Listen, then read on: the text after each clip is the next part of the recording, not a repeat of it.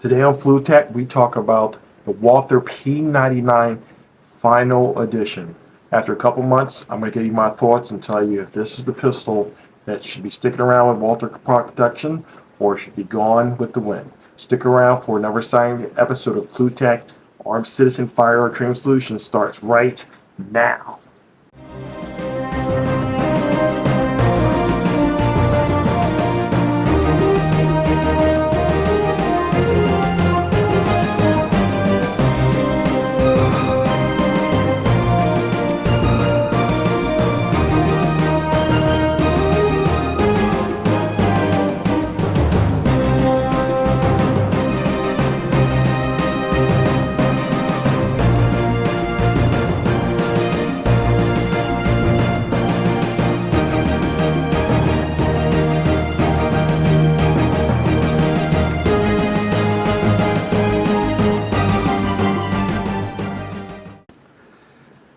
So, welcome back to FluTac, Gunslingers. I'm your host, the Faceless Gunslinger, also known as Instructor Flu. And today we're going to talk about the Walther P99 Final Edition. Before I get started, let's make sure we have a safe weapon. Drop in the magazine, point in a safe direction. The magazine is empty. Locking it back to the rear. And as you guys can probably see in there, a nice clear Walther P99 pistol. So let's talk a little bit about the history here. And why I particularly like this pistol and my reviews after having this for now a couple of months. A little backstory. I used to have a Glock 23. For those who don't know, Glock 23 is a 40 caliber pistol. And I wanted to go to a 9mm pistol because one, now with modern technology, 9mm are very, very effective at being able to do the job, protect those that you love and care about. I did use a different barrel to convert it from a 40 caliber to a 9mm, but I just wasn't really satisfied with it. I also put my Glock, had a Timmy trigger in it too as well, and I had some problems with Timmy trigger, so I was looking for another pistol on the market that was a 9mm. And for me, the Walther P99 always really interested me in this simple design. And I was able to get this, and I didn't know this, but the Walther P99 was in its final edition, as you guys can see here on the side. Now that I have this for a couple months and put a couple rounds to it, let's just talk a little about the pistol altogether. So the Walther P99 is a striker fire semi-automatic pistol that is fed by generally speaking, a 15-round magazine. There's a lot of great things here that I really like about this pistol, where I really do think and really to see if Walther made the right decision to try to discontinue this. Can't break it down because of YouTube and stuff like that, but I'll talk a little more about a couple things I do like. So altogether, this is a relatively light pistol. I could still carry for a very long time with my Glock 23 converted to a 9mm, and I can say considerably this is a much more lighter pistol altogether. There's been different iterations of the Walther P99. You have Gen 1, Gen 2, and really the main difference between that is really going to be the size of the magazine release, paddle released here, and also the size of the different type of rail. The Gen 1 Walther P99s had a proprietary Picatinny rail that was actually designed by Walther. Now this actually comes with a 1913 Picatinny rail. So you can have your standard optics for if you want to use a laser, if you want to use any type of thing like that, or a tactical flashlight, this is going to be able to go in here. The thing that is really interesting, particularly about this, is that it has a very unique trigger system. While most striker fires at one particular trigger, squeeze the trigger, pull, the Walther P99 is a little bit different than that. So I'm going to cock it here real quick. So right now it's in... this is the particular version known as the anti-stress. And what makes it really cool about that is that this right here is actually the decocker for the pistol. So if you were to be a person who may be scared of, for example, go ahead and have one in the chamber, the decocker here allows a weapon still be able to be fired on a double action type of trigger system. You're not going to see that with many other type of striker fire pistols. Another really cool thing about that, cocking it back too as well, is that you're really going to have a very, very nice, crisp trigger pull. Now, the anti-stress has generally three. I just sold you the one with the decocker or the double action. And then, once again, this is a clear weapon. Squeezing it back, you have a little bit of creep.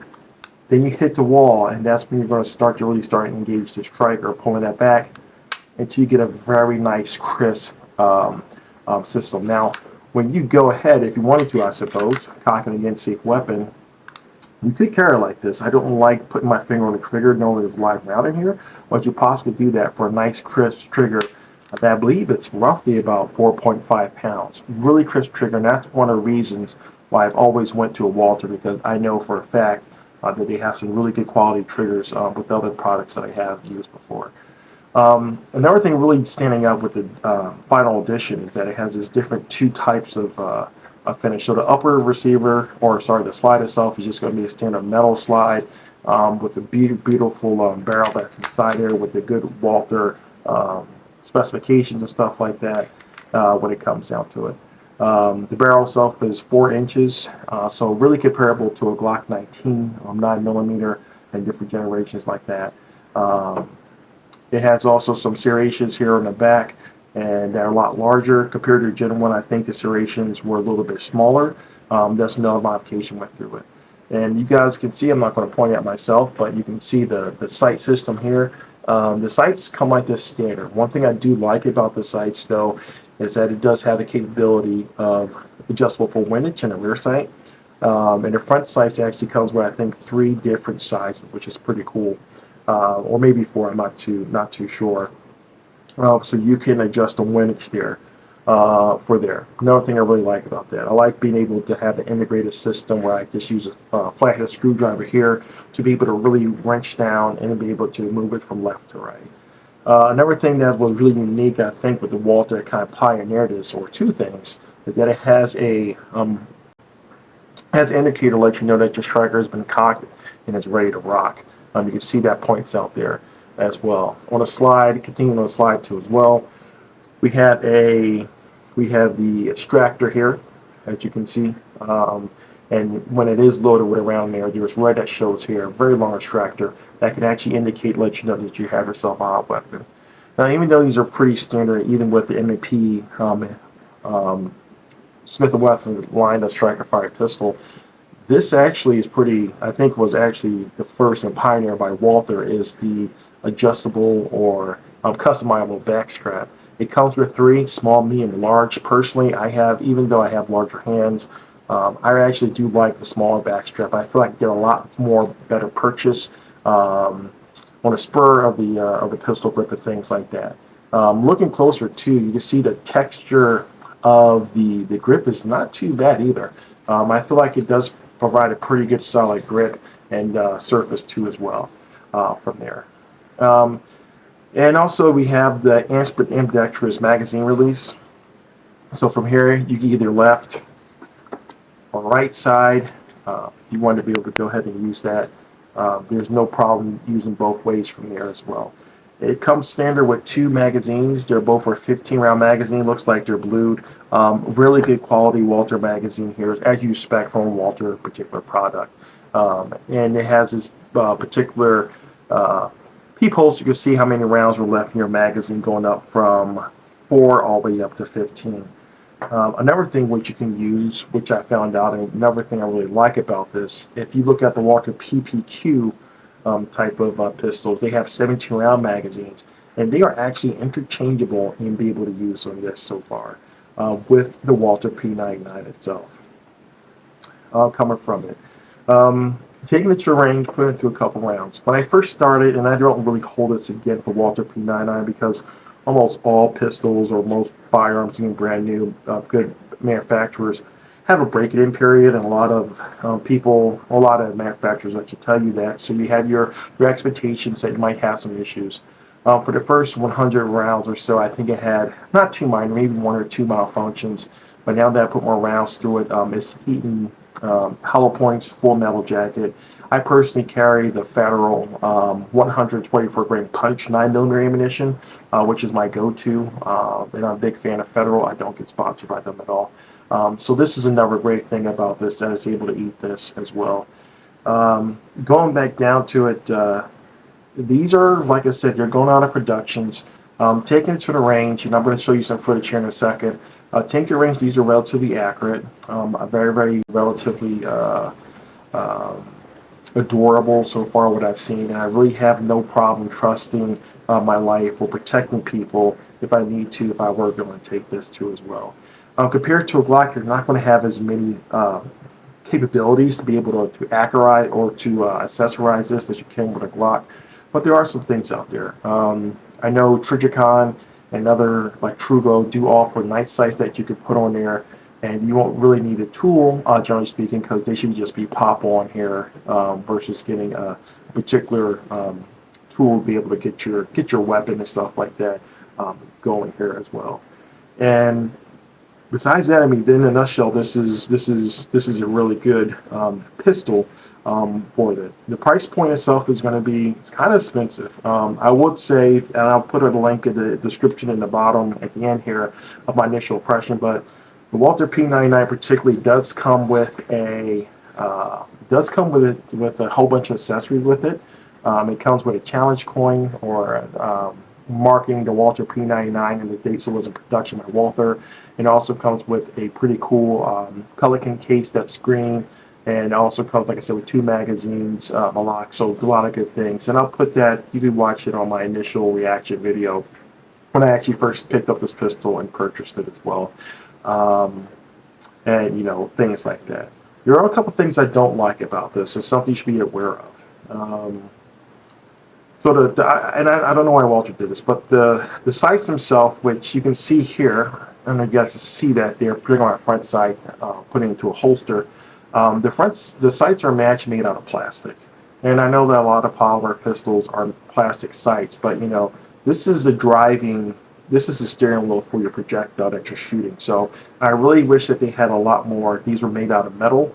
If they possibly could make it a lot more durable, because I haven't shot it too much, and this is my EDC Everday Carry, but there is a lot of you can see that the front sights are being damaged. Not really affecting it too much, but I like to keep very good care and equipment of my equipment, because I believe it should be able to take care of me if I do that, and vice versa. So that's one thing. I haven't had this issue yet, but we have, you probably can see here, this is the rear sight aperture. You can see that there's a little screw there. Hope that goes up and camera pretty well. So there has been some reports though that this can come loose and that the rear sight can fall off. I can see definitely how that can happen. I haven't had that issue personally yet, and actually looking at it and using it, I really haven't had an issue at all, but it's something to be cautious about too as well. This isn't really a problem. It just comes with training.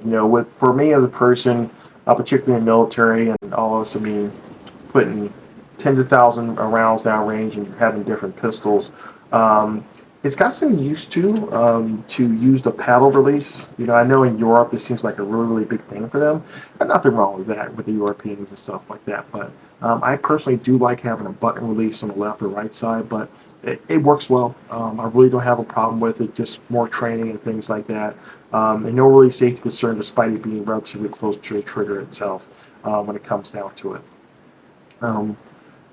And for this, with the final edition particularly, between the Generation 2, the only thing that's really different is that this comes only in 9mm. The previous generation, my understanding, came in both 9mm and also 40 Smith & Wesson. Unfortunately, 40 Smith & Wesson is kind of going away to Dodo right now, just because the improvements of 9mm cartridges. But you see on here on the left side of the slide, you've got a beautiful final edition right there that really shows and sports that too as well. For the Walther fans out there, and you just got really good Walther quality as well. So really like it, really big fan of it, and I think it's absolutely awesome from there. Altogether though, generally speaking, you probably could find it cheaper, but expect to pay roughly around $700 or so to get your hands on a final edition of this and things like that. So I'm going to tell you my verdict after we do a little bit of fun. So I did make some video for you guys. So it's time to grab your eyes. It's time to grab your ears, because it's time to go loud at the range with the Walther P99 Final Edition.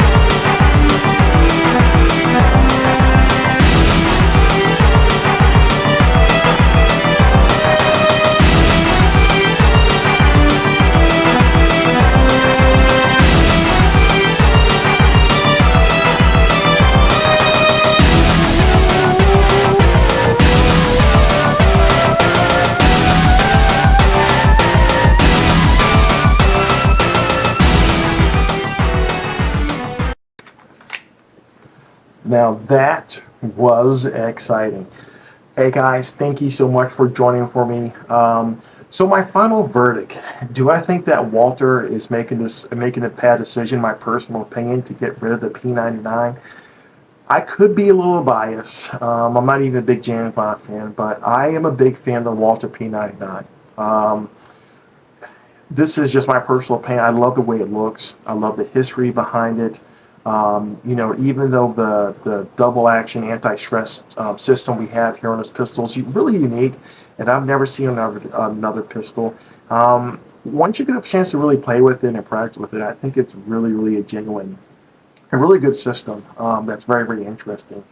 It's a little bit more expensive than I want for a polymer pistol. We get ones now for $400 or $500, brand new out the box, for certain ones. But I really would like, personally, if we could, I think it would be a lot better for me and for a lot of people, in my opinion, if Walther actually took the time and maybe just update it a little bit more and keep it in production, and just made it a little more modern, I guess, in some aspects itself. But they have to make their decision, and I do not regret having this pistol at all. Like I said, I put a couple hundred rounds through it, almost approximately, and I'm a big fan of it. I think it's a really solid pistol, as you guys can see. You could take water no problem and mud no problem, and things such that nature. It's a good pistol. So I mean, Walther, if you're listening, I don't think you should get rid of this, but you kind of already put the final edition here, so you're kind of in a rock stuck in a hard place, but you got a fan here too as well. With that being said, guys, thank you. Thank you so much for spending the time with me here at FluTac. It's always great to be able to talk to you guys in the comments and things like that, and I really appreciate your guys' support and things like that. So, Walther P99, tell me, would you make this your everyday carry like I did myself? Do you think it's actually comparable, or maybe even better than the Glock safe action pistols, like I think they might possibly be? Let me know, and please just go ahead and comment below. All right, guys, a lot more exciting content's going to be coming here in the future. Please check out my other videos. Got the chance to do that too as well. And just thank you. Started this channel a little over a year ago. Even though it hasn't grown super big, I have over 1,500 subscribers, and I appreciate you guys for just being there with me, ride, my fellow gunslingers. So in the meantime, make sure you do a couple things for me to our next episode. Make sure you shoot straight, make sure you shoot safe, and do not be a victim.